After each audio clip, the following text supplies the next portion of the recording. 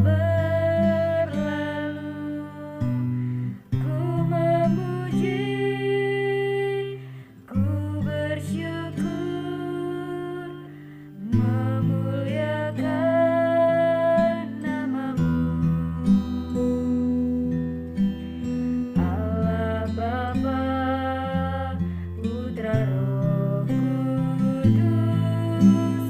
Terima kasih. Halo adik-adik, ketemu lagi dengan kakak-kakak kami.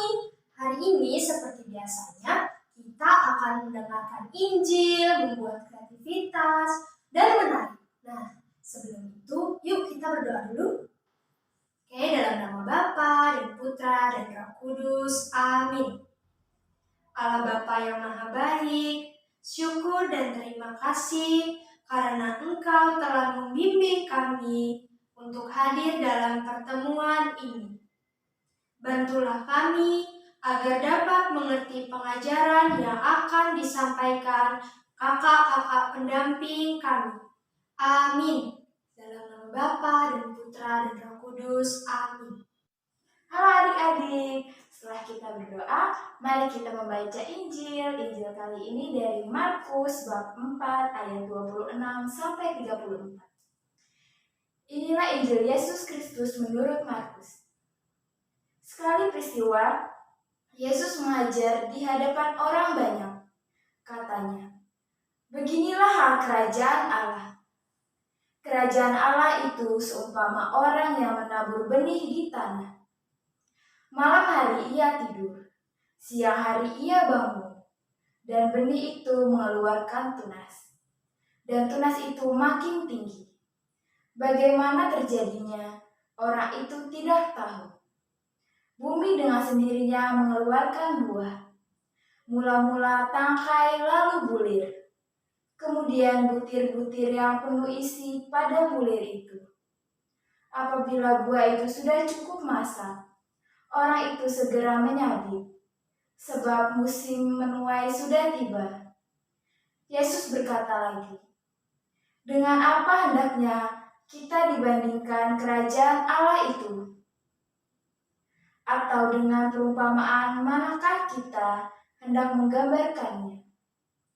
Hal kerajaan itu seumpama biji sesawi yang ditaburkan di tanah. Memang biji itu sudah paling kecil daripada segala biji yang ada di bumi. Tetapi apabila ditaburkan, ia tumbuh dan menjadi lebih besar daripada segala sayuran yang lain, dan mengeluarkan cabang-cabang yang besar sehingga burung-burung di udara dapat bersarang dalam naungannya." Dalam banyak perumpamaan yang semacam itu, Yesus memberitakan firman kepada mereka sesuai dengan pengertian mereka. Dan tanpa perumpamaan, ia tidak berkata-kata kepada mereka, tetapi kepada murid-muridnya, ia menguraikan segala sesuatu secara tersendiri. Demikianlah Injil Tuhan. Halo adik-adik, baru saja kita mendengarkan firman Tuhan yang dibacakan oleh Kakak Ocha. Untuk mengisi renungan hari ini, kakak mau menceritakan sebuah cerita tentang seorang yang dikasih nama Johnny Bibit Apel. Siapa ya Johnny Bibit Apel? Nah, Johnny Bibit Apel nama sesungguhnya adalah Johnny Chapman. Ia lahir pada tahun 1774 di negara bagian Amerika Serikat. Nah, ketika berusia di awal 20-an, Johnny bekerja sebagai pemelihara tanaman. Ia bekerja dan berkecimpung dengan tanaman, pohon-pohon, dan semak belukar. Ia menanam berbagai jenis pohon di semua kota yang ia tinggali. Meskipun demikian, belum cukup bagi Johnny. Ia ingin agar orang-orang di tempatnya, dimanapun berada, dapat menikmati apel sebanyak mungkin. Nah, maka ia berkeliling ke seluruh desa dan menanam banyak pohon apel. Johnny adalah orang yang sangat sederhana. Ia melakukan perjalanan keliling desa hanya dengan berjalan kaki. Dia juga nggak pakai sendal, teman-teman. Ia sering memakai kemeja dari karung bibit tanaman yang dibuat lubang-lubang untuk kepala dan tangannya. Ia berjanggut dan memakai panci aluminium untuk topinya. Ia suka melepas pancinya dari kepalanya dan menggunakannya untuk memasak makan malamnya. Nah, Joni adalah seorang yang ramah dan lemah lembut yang disukai oleh setiap orang yang ditemuinya. Ia dikenal baik dan orang mulai memanggilnya dengan Joni Bibit Apel. Kehidupan Joni Bibit Apel tidak mudah, tetapi ia mencintai apa yang dilakukannya. Ia tidak pernah menikah, tetapi memiliki lebih banyak teman daripada yang bisa dihitungnya. Hidupnya cukup panjang dan menikmati alam terbuka ciptaan Tuhan yang indah sampai Tuhan memanggilnya pada tahun 1845.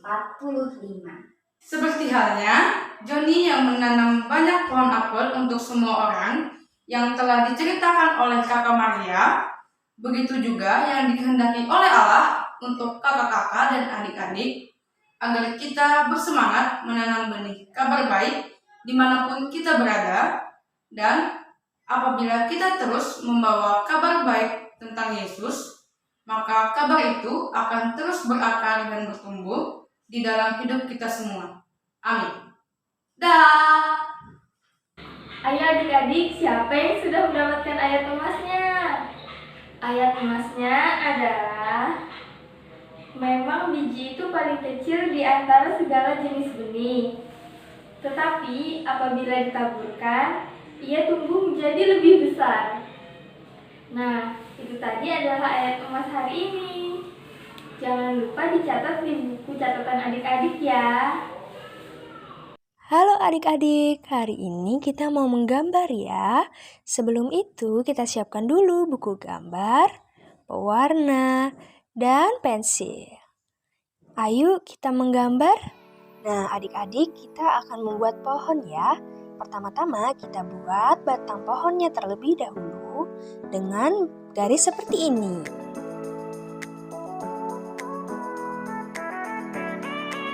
Kita buat garisnya semakin ke bawah, semakin besar ya adik-adik.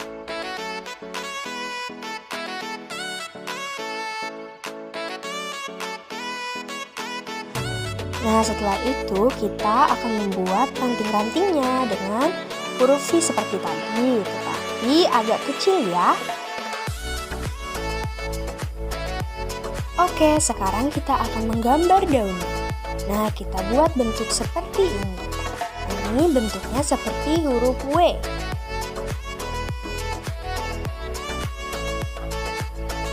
Nah, kalau sudah, kita akan membuat daun bagian luar. Seperti ini ya, adik-adik. Kita buat besar-besar.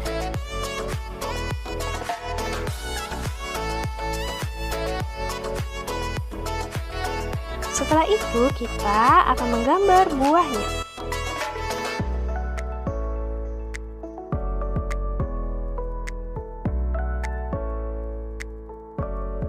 Nah, adik-adik juga boleh menambahkan hiasan lainnya seperti gambar bunga.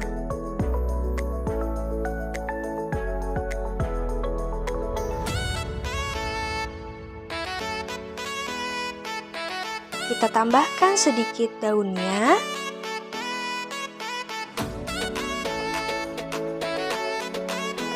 Dan juga bunganya.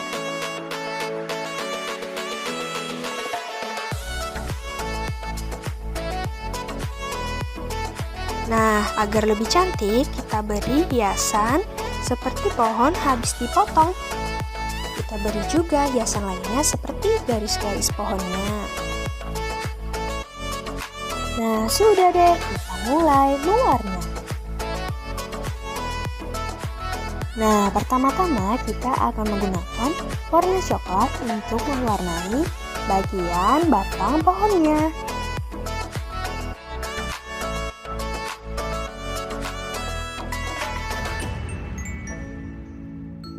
Nah, setelah itu kita akan menggunakan warna coklat yang lebih tua untuk mewarnai garis-garis pohonnya.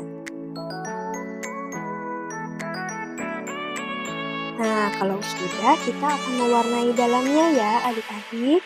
Warnai dengan rapi. Adik-adik kalau sudah mewarnai bagian dalamnya, kita akan mewarnai bagian daunnya dengan menggunakan warna hijau.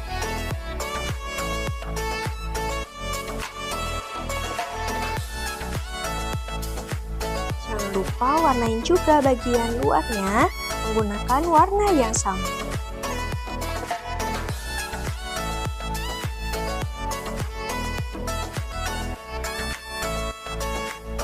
Nah, setelah itu kita akan mewarnai bagian dalamnya menggunakan warna hijau yang lebih terang.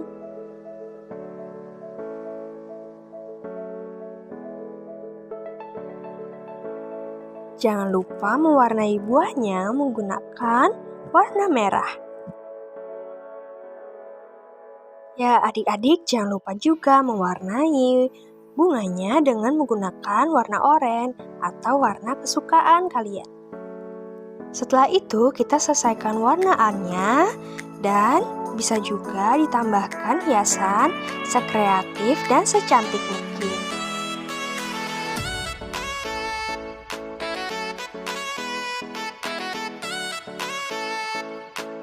Nah, jadi deh. Ditunggu ya karyanya. Dadah! Adik-adik, setelah kita mendengarkan firman, menari, membuat kreativitas, sekarang kita tutup dengan doa ya. Dalam nama Bapa dan Putra dan Roh Kudus. Amin. Allah Bapa kami yang maha baik, terima kasih karena Engkau telah membimbing kami. Bantulah kami agar mampu memberitakan kabar baik tentang Yesus Kristus kemanapun kami pergi. Amin. Dalam nama Bapa dan Putra dan Roh Kudus. Amin. Nah, adik-adik, jangan lupa ya kirim kreativitasnya ke kakak-kakak pendamping sekami supaya bisa ditampilkan ke YouTube episode minggu depan.